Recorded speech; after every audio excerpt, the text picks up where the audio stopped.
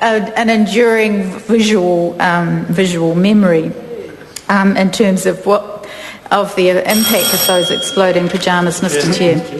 Joe, could you? I move that the question be now put. I'll hear from Ian Lees-Galloway. Chair,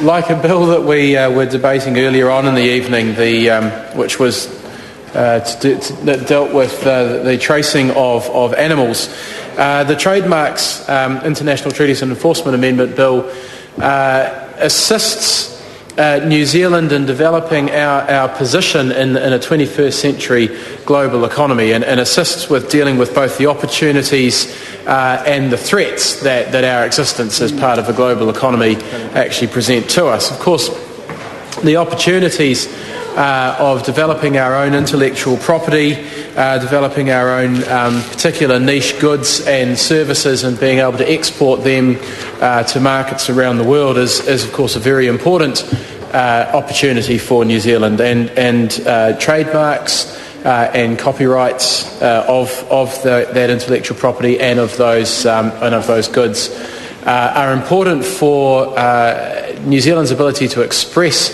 our high-value brands around the world, the likes of Zespri, the likes of Fonterra, New Zealand beef and lamb, for instance. These are known as high-quality products around the world, and we need to be able to protect that. We also need to be able to protect our own consumers here in New Zealand from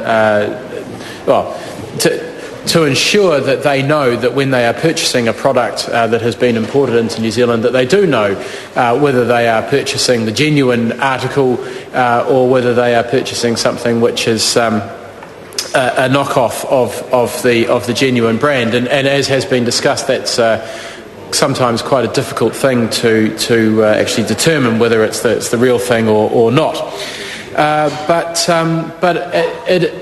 As our economy develops and grows, it won't just be about protecting our well-known agricultural brands. It'll be about being able to develop new technologies, new ideas, and to be able to send those into niche markets around the world as well. And for those reasons, this bill, although the material is reasonably dry, and I think there's been some amusement about the debate this evening, it is hugely important, and it does warrant discussion in the House, I think, because although these things do tend to get a little bit overlooked, it's not the sort of thing that you expect to read on the front page of the Dominion Post. Actually, the functionality of a bill like this and New Zealand signing up to the treaties that are ratified in this bill is actually hugely important for our ability as a nation